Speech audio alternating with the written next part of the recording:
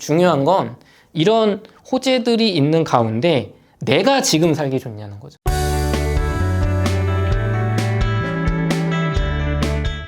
자, 그러면은 지금 고양시 사례를 좀 말씀을 주셨는데, 하나 더 말씀드릴게요. 네, 근데 나는 고양시 너무 멀어. 네. 상황이 안 맞아. 네. 라는 분들 분명히 있을 거잖아요. 네네. 그럼 또 다른 지역 중에서도 분명히 그런 동네가 있을 것 같아요. 네. 서울의 총액 7억 정도, 세금 포함해서 한 7억 5천, 맥시멈 7억, 적게 싸게 잡으면 한 7억 정도로 저는 구로일동이라는 지역을 굉장히 추천을 해요. 916, 1호선 916에 있는 이렇게 섬같이 고립된 지역이거든요, 거기가. 그래서 구로일동이라는 지역이 있는데, 네. 이곳은 사실 제가 2017년, 18년에 이제 파리쿡이라는 곳에 뭐 실패하지 않는 내 집 마련이라는 글을 쓰면서 네. 신도림이 되게 좋은데 여기 가실 돈이 부족하시면 여기 정말 좋습니다. 저렴하고. 그때 정말 저렴했어요. 막 4억대. 거기가 916 주변이라고 하셨잖아요. 네네. 그 동네가 아마 그 동네 사람들 중에서도 조금 주저하는, 네. 그러니까 어느 동네든 그런 동네는 다 있는 것 같아요. 맞아요. 근데 그런 동네인데도 괜찮았다는 말씀이시잖아요. 제가 구로라는 지역의 이미지가 좋지 않은 건 잘 알고 있어요. 저도 당연히. 네. 저도 실제로 그렇게 뭔가 실거주성이 떨어지는 수자는 권하지 않는 편인데 구로 일동을 정말 살아보신 분들의 얘기를 들어보면요. 네. 생각보다 굉장히 만족도가 높습니다. 저 욕하시는 분 한 번도 못 봤어요. 왜냐하면 거기가 고립되어 있다 보니까 우리가 염려하는 어떤 외국인 노동자분들이라든가 이런 거친 분들이 물리적으로 들어올 수가 없어요. 오른쪽하고 위에는 철길로 막혀 있고요. 쪽은 안양천 도로, 서부간선 도로, 남쪽도 도로로 그러니까 교통이 불편하죠. 고립되어 있고 네. 확장성이 떨어지죠. 네. 하지만 반대로 어떤 위해 요소가 들어올 수가 없어요. 그리고 아파트들로 거의 이루어진 지역이고 연식도 8, 90년대에 이렇게 비슷하다 보니까 삶의 수준들이 다들 비슷하신 거예요. 초중고도 하나씩밖에 없고 어떤 인프라들도 아이들 키우는데 필요한 건 다 있습니다. 다 있어요. 30년 동안 성숙했으니까. 근데 생각해보면 그런 것도 있겠네요. 916 주변이라고 하니까 서울 어디나 가기 그렇죠. 엄청나게 좋은 거예요. 그렇죠. 이런 인프라가 있고 안전한데 교통은 제가 생각할 때 서울의 7억대 초반 아파트 중에 여기보다 좋은 데가 없는 것 같아요. 우리가 크게 일자리를 3대 일자리라고 하잖아요. 이게 도심권, 뭐 서울역, 시청, 뭐 광화문, 네. 그 다음에 이제 강남권, 마지막으로 영등포, 여의도를 보고 조금 더 보자면 이제 가산 이제 디지털 단지 그쪽까지 보는데 이 916 같은 경우는요 직주 근접이 일단 2개가 돼요. 가산 디지털 단지 뭐 버스 타고 20분도 안 걸려서 가고요. 네. 그 다음에 영등포, 여의도 1호선 타고 가거나 버스 타고 굉장히 금방 가면 30분 이내로 도어 투 도어로 30분, 맥시멈 뭐 40분. 그러니까 일단은 뭐 3등 일자리, 4등 일자리지만 직주 근접이 돼요. 그런데 1호선을 타고 도심, 뭐 시청역을 못 가느냐, 1시간 내로. 그것도 아니잖아요. 이제 강남 쪽은 조금 불편하지만, 1시간을 거의 꽉 채우지만, 보통 강남 쪽 출퇴근하시는 분들은요, 구로일동에서 버스를 타고 이쪽, 가산 디지털 단지에 가면 우리 그 7호선이 있잖아요. 네. 그거를 타고 이제 가세요. 거기 워낙 많이 환승수요가 많고 이제 복잡하고 막 이러고 가긴 하지만, 네. 강남도 1시간 안으로 간다.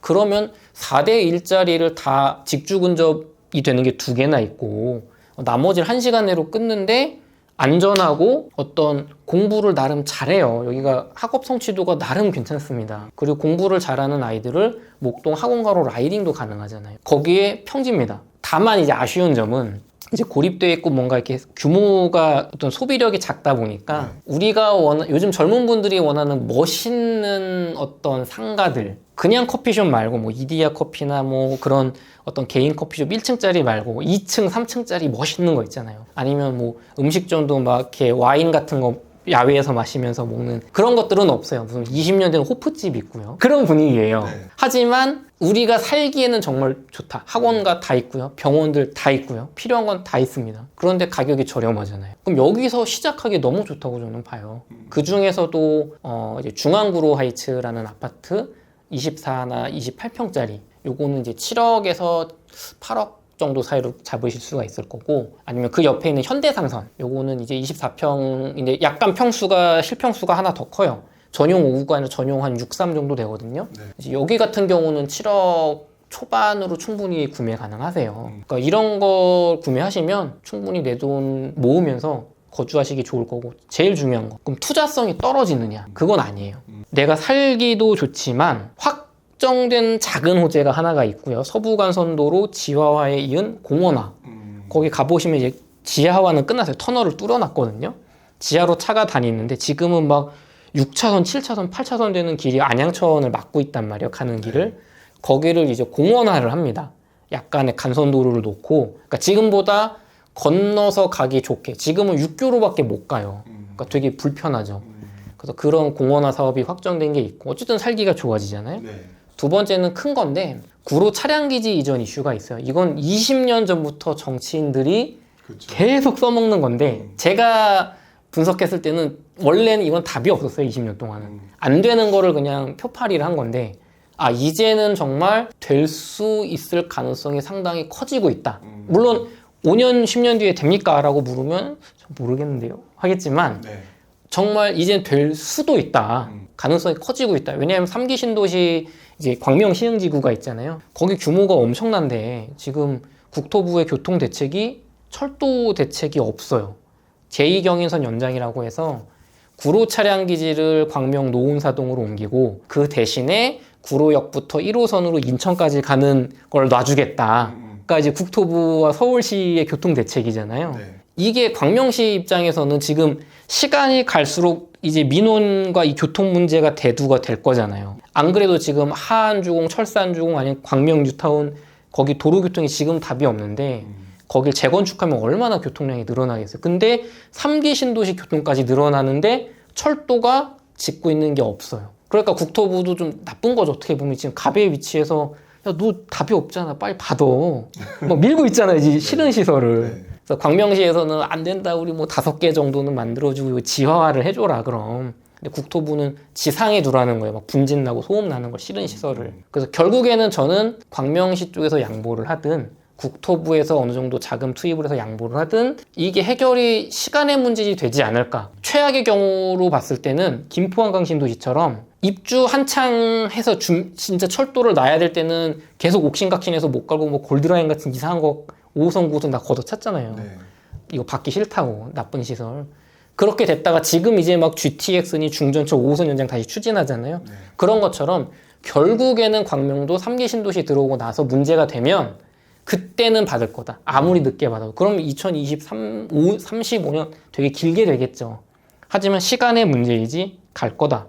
그리고 그 2016년에 예비 타당성 조사 같은 거 보시면 이거 이전하고 여기 종상향에서 상업시설로 되게 멋있게 막 일자리와 주거시설을 만드는데 서울시는 적극적으로 협조하겠다는 공문이 있어요. 아, 우리는 이거 정말 개발하고 싶다. 종상향 해줄게. 최대한 지원해줄게. 네. 그러니까 지금 광명시만 안 받는 거거든요. 이게 된다면 엄청난 파급 효과가 있을 거고 두 번째는 나 자체에 변화할 수 있는 힘이 있어요. 여기는. 여기가 중공업 지역이란 말이에요. 네. 중공업 지역은 법적 용적률은 400%까지가 되지만 서울시 조례에 의해서 250%로 묶어놨잖아요. 네. 나는 원래 족쇄가 없는 애인데 그러니까 나는 원래 자유로운 애인데 족쇄를 채워놓은 거잖아요. 그래서 지금 뭐 중공업 지역 순환 개발이니 아니면은 뭐 공공복합석 소규모 재건축이든 해서 이런 서울시에서 계속 군부를 떼는 것들이 있잖아요. 지식산업센터나 어떤 주거시설을 융합해서 용적률을 400%까지 풀려주는 대신에 뭐 임대주택을 100% 넣어라. 우리가 사업성을 좋게 해줄 테니까. 그래서 그런 것들이 있는데 여기는 그 가능성이 남아있죠. 그 아파트들이 용적률 220% 이렇게 되면 원래는 재건축은 안 되는 거잖아요. 그런데 이런 것들이 어떤 서울의 공급이 부족하니까 서울시에서 국토부에서 야 이런 중공업지 적극적으로 개발하자라는 공감대가 되면 재건축 될 수 있다. 그러면은 불과 7억 정도의 지금 이런 안전한 아파트이면서 교통 좋고 살기 좋은데 언제가 될진 모르죠. 하지만 크게 개발될 수 있는 호재가 있는 지역이 있냐라고 하면 저는 서울에서 못 찾겠어요. 그러니까 실수자들한테 볼 때는 난이도라는 게 굉장히 긴 시간인데 또 한편으로 보게 되면은 그만큼 발전 가능성이 있기 때문에 뭐 떨어져봤자 얼마나 떨어지겠냐. 네. 그리고 올라가는 시기가 되면 더 많이 오르지 않겠느냐. 앞으로 더 구체적이 될 테니까. 그리고 나는 가만히 있어도 옆에 구로주공 아파트는 지금 법규 내에서도 재건축이 가능한 대지 지분이란 말이에요. 네. 그럼 최악의 경우로 보자고 10년 동안 지났는데 아무것도 안 됐어요. 근데 얘는 재건축 간단 말이에요. 네. 그럼 적어도 내 아파트 바로 옆에는 새 아파트들 생기고 상가는 깨끗해지잖아요. 그럼 또 분위기가 바뀌겠죠. 그러니까 상승기 때는 그런 게 재료가 되잖아요. 네. 그럼 그때 팔고 나올 타이밍이 될 거다. 그러니까 꼭 이게 돼야만 하는 게 아니라 될 것 같다. 지금 뭐 GTX 뭐 D, E, 뭐 F 그리면서 지금 막 하고 있잖아요. 그런 것처럼 이게 꼭 되지 않아도 내가 적당한 시기에 상승장에 팔고 상급지를 갈 수 있기 때문에 중요한 건 이런 호재들이 있는 가운데 내가 지금 살기 좋냐는 거죠. 여기는 그게 전 해당한다고 봐요. 어떤 면에서는 많은 분들한테 공감대를 받을 만한, 그리고 그럼 이런 식으로 투자를 해도 되겠구나 네. 라고 생각할 수 있는 좋은 방법이다라는 생각이 저도 좀 드네요. 네.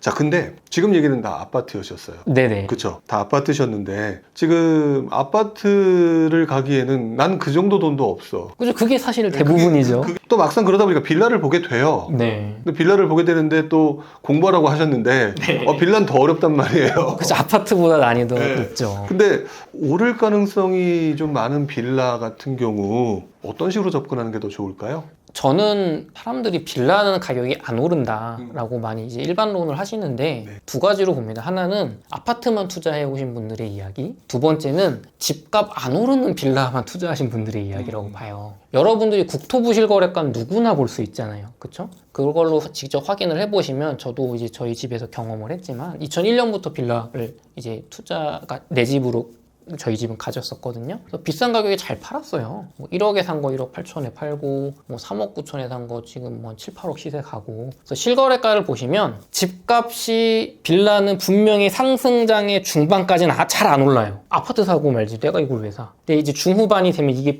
지금 같은 시기죠. 그렇죠. 이걸 못 사니까 일로 온단 말이에요. 그래서 후반기 때 올라가고 네. 하락기 때 별로 안 떨어집니다. 얘는 이렇게 미래 가치가 꿈의 가치가 없잖아요. 나 빌라 산다고 멋있는 거 아니잖아요. 그렇기 때문에 철저히 실수요로 움직이기 때문에 실수요자들이 원하는 만족하는 빌라를 사시면 결과적으로 내가 만족하고 살면서 돈을 벌 수 있어요.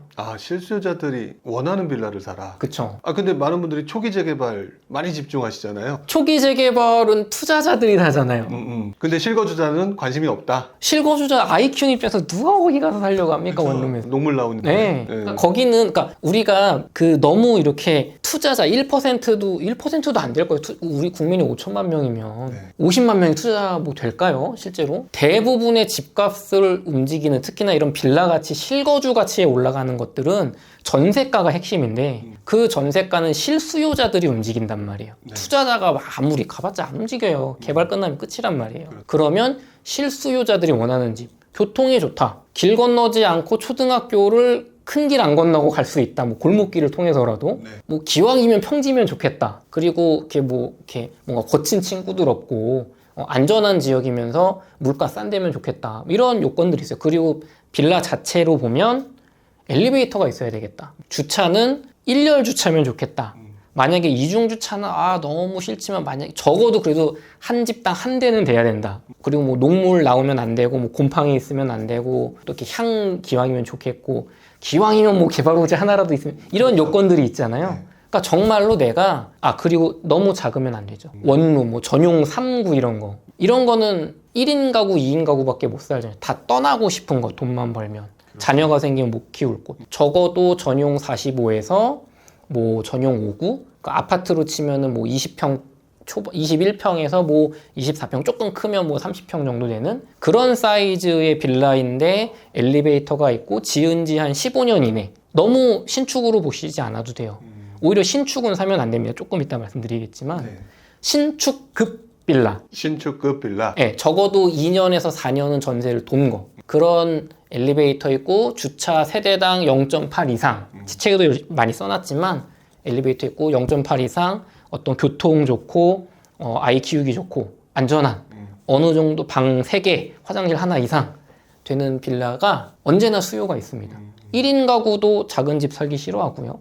자녀가 어린 가구는 충분히 그런 데서 키울 수 있고요.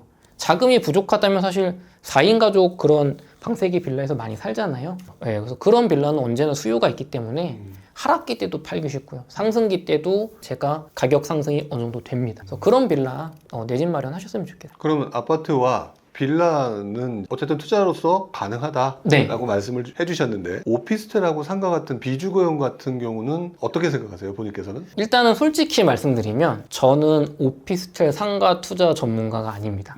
해본 적이 없어요. 잘 몰라요. 그래서 이제 일반론적으로 그냥 제가 공부한 걸로, 그러니까 경험이 없는 거죠, 여기는. 지식만 있는 거예요. 그러니까 하나 걸러 들으셔야 돼요. 제가 생각할 때는 상가나 오피스텔은 이제 수익형 부동산으로 보잖아요. 차익이 아니라 뭐 월세로 부동산으로 보는데 굳이 금리 인상 시점에 이걸 해야 되나? 라는 생각이 있어요. 그러니까 그 요구 수익률이라고 하잖아요. 그러니까 금리가 하락을 하는 그런 대세 하락기 때는 은행 이자가 워낙 적으니까 이 은행 이자보다 한 2, 3% 정도만 월세가 나와도 이걸 살려는 수요가 계속 있잖아요. 근데 은행 이자랑 얘가 비슷해지면 월 수익이 은행에 넣으면 3%인데 여기서 월세가 3, 4% 나오면 내가 굳이 위험을 감수하고 살 필요가 없지 않습니까? 그렇죠. 또 세금도 나가야 되고 뭐 공실 스트레스 받고 그러면은 금리가 은행에서 예금 이자가 올라갈 때마다 이 월세 상품의 수익률이 적어도 금리보다 3% 예금 금리보다 3% 이상은 올라가 줘야 되는데 우리가 지금 장사가 그렇게 잘 되지 않잖아요. 또 원룸 공급은 되게 많잖아요. 그럼 이 월세를 그렇게 따라 올릴 수가 있냐? 한계에 부딪힐 거다. 그러면 월세를 더 이상 못 올리는 시점이 오게 됐을 때 매매가를 낮추게 되는 거죠. 그래서 금리 인상기에는 내 월세나 오피스텔이나 상가가 특별히 뭔가가 좋아지는 지역이 아닌 이상은 가격이 낮아지게 돼 있다고 저는 공부를 했어요. 반대로 금리 하락기, 대세 하락기 때는 이런 투자 좋죠. 그냥 나는 월세는 별로 안 올라도 그냥 집값이 막 올라 있어요. 투자자가 막 몰려들어요. 이거 재미없다고. 그럼 굳이 지금 시점에 이제 금리가 분명히 상승기로 방향을 틀었고 급격하게 오르고 있잖아요. 그럼 굳이 이런 거 하실 필요 있냐? 결국 아까 막 여러 번 말씀하셨던 지키는 투자에 맞지 않는다. 네. 그래서 지금은 일단 좀 지켜보는 게 맞다. 차라리 이 자금을 아꼈다가 나중에 금리가 다시 인하기로 돌아가고 어떤 부동산이 얼어붙었을 때 그때 차라리 다가구 통건물을 사셔라. 크게. 그게 그때 가격이 내려가 있을 거 아니에요. 그렇죠. 금리가 이제 막 내려가기 직전에 제일 높을 때. 네. 그럼 그때 더 좋은 거 사셔라. 네, 그런 말씀 드리죠.